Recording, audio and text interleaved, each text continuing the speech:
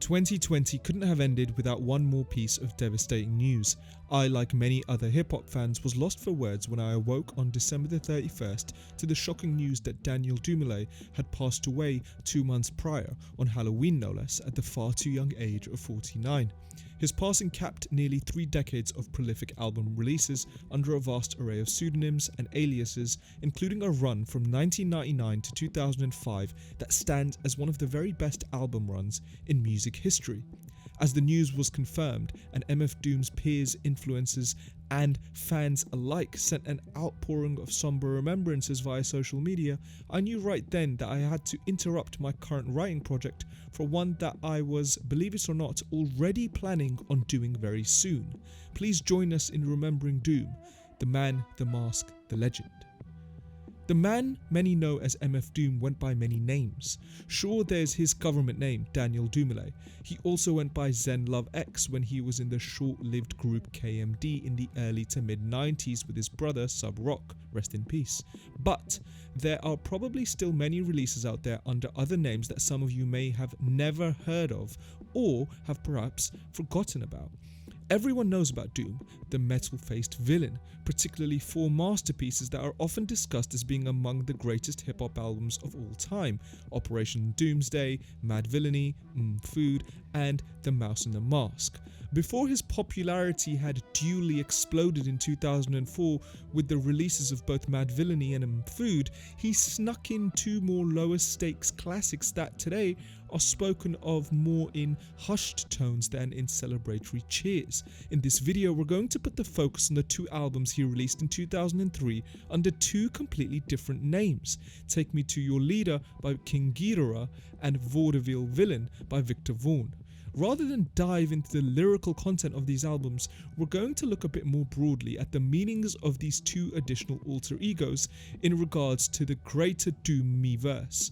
It's a bit less analytical, a bit more sitting back, throwing on some headphones and having a drink and a chat about the late great Daniel Dumile and one lesser known corner of his incalculable impact on the genre.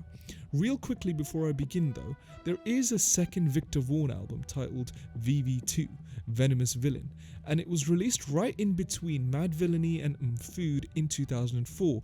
However, this is generally agreed upon by fans to be the significantly weaker album of the 2 Vaughn records. It isn't even on any streaming services from what I can tell, so most of the section on Viktor will compose of references to Vaudeville Villain, an undeniable classic, in my opinion. On with the video. Released on June the 17th, 2003, Take Me to Your Leader is the only full-length album that Doom made as King Geedorah. This character first popped up on his 1999 solo debut, Operation Doomsday, as a featured rapper on a multitude of songs. He popped up again a few months prior to the release of Leader as part of the supergroup Monster Island SARS, a short-lived project who only released 1 album, Escape from Monster Island. His starring role and greatest performance, however, is on the album we're talking about right now. He's named after the 3-headed dragon monster of Japanese kaiju films from the 1960s, an arch-enemy of the one and only Godzilla. I like that this selection echoes his decision to adopt the Doom alias, referring to the Fantastic Four's arch-enemy Dr. Doom. The man was consistent, if anything. Whereas the heart of the MF Doom catalogue is the emphasis on comic book villainy, particularly of the Marvel variety when he was growing up in the 1970s and 80s, King Geedorah is pure sci-fi. As you may expect, the album is loaded with samples, mostly from kaiju films from which characters like Godzilla, Geedorah and Mothra originate. I should take this time to say that Doom doesn't actually do much rapping on this album, instead passing the mic to other rappers such as Biolante, Gigan, Rodan, Jet Jaguar, Empress Star, and Mr. Fantastic. Therefore, his presence is mostly felt in the production, which is supplied entirely by the one and only metal-fingered villain. Take a look at the song Monster Zero, for instance. It's a 5-minute long song that is almost entirely composed of backstory setting samples from old films detailing Geedorah's origin. This method of throwing a bunch of samples on top of a beat would follow him throughout his career, particularly during that multi-song stretch near the end of Food. This is Daniel Dumile to a T. a brilliant and underrated music producer with an ahead of his time knack for what was once known as nerd culture. I wonder if he mostly stopped making music because of the massive proliferation and explosion in popularity of the post-Iron Man Marvel Cinematic Universe. Maybe that's a conversation for another day. If you want to hear some of Doom's most experimental and truly bonkers material, a bulk of it pops up on this album. See No Snakes Alive as a prime example, which features a largely unaltered excerpt from the score of an old Godzilla film. As a result, the instrumental speeds up significantly toward the end of each rapper's verse, and it's really interesting to hear how each of them adapt to the tempo change in real time. All told, there are only 5 songs on this 13-track album which feature Doom's vocals. His alien-like presence is mostly felt through the sonics, but his verses throughout the album are all gold. Antimatter is probably the most well-remembered song on the album, with its relatively normal structure in comparison to most Doom tracks. You also can't go wrong with the opening or closing song, both of which are composed of one long verse to set an epic cinematic beat. With this album, Doom set out to portray a deathly alien's perspective on humanity. While I can't say this as a rigid concept album as, say, Food, you definitely cannot deny the heavy presence of major golden alien dragon energy. It's not the Saturday morning cartoon so much as it is the Friday night drive-in flick. The ensemble cast of rappers that take up a majority of the runtime all give great performances though. Some of their verses vary in quality and memorability, of course. Whatever you think of this album, either as a longtime fan or a newcomer, it's undeniable that it unleashed an unstoppable onslaught of Dumile crafted albums over the next few years that are rightly regarded as classics. It's one piece of a puzzle of which there are many when discussing this man's career. It's also admittedly not quite as fleshed out narratively as much of his other music, such as the next album up for discussion, but it remains one of the most intriguing, fun, and impeccably produced hip-hop releases of the past 2 decades. Confession time. When I first heard about this, it took me a long time to realize that the character of Viktor Vaughn is yet another play and a stranger expansion on the aforementioned Dr. Doom character from the comics, as that famous villain's full name is Viktor Von Doom. In that sense, Vaudeville Villain is very much a counterpart to an album like Operation Doomsday, released only 3 months following Take Me to Your Leader. Vaudeville Villain differs in that Doom himself is not credited for any of the beat production.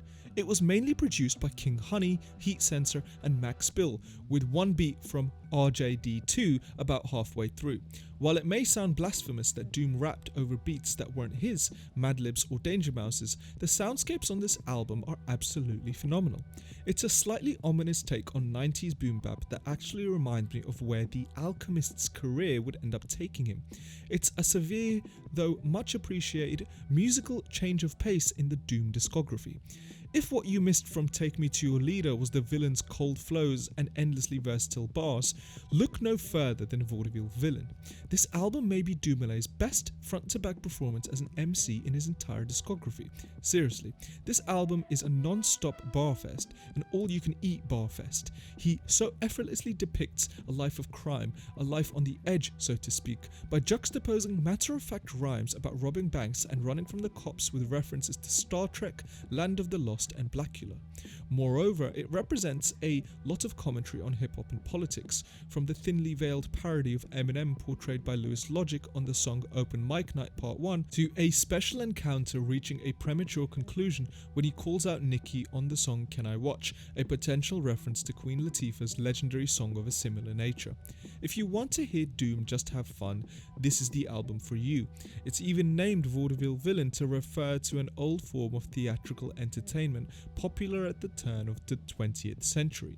This album is meant purely to entertain, presenting the Viktor Vaughn character as a precursive persona to the more experienced Doom character. All the robberies, killings, and revenge stories placed throughout the album are told with the skillful glee of a poet who knows damn well how good they are at putting words together in a way that sounds completely satisfying. These 2 albums represent just 2 sides of the multi-sided die that was MF Doom. He was every bit the forward-thinking music producer that he was the unmatched MC. Few artists, before or since, have had such control over their output. His vision was singular, yet multifaceted. It may be hard to believe in 2021, but there was a time when science fiction, fantasy, superhero media, and all that stuff was considered worthless junk by the masses. Now, the highest grossing theatrical viewing experiences of all time are science fiction, fantasy, and superhero movies. I can't help but believe that MF Doom's music was a huge part of that. No one shared his ability to tie topical current events and vital political statements to genres of media that have mostly been tailored towards children but are now loved by everyone. I can confidently say that there never has been and never will be anyone in the hip-hop game like Daniel Dumile. He released a massive amount of music in his lifetime, so much of it that there are albums floating around that many don't even realize are him at first glance. I wanted to just take a little bit of time to talk about one of my favorite musical artists, and also shine a light on some lesser heard albums while we're all still trying to cope with this horrifying loss. If you haven't heard either of these albums, please do yourself a favor during your next sesh and throw these records on immediately. Finally, rest in peace, power, and the pursuit of otherworldly villainy. And may the world never ever forget your influence, and so shall it be known. All caps when you spell the man's name. Thank you for watching.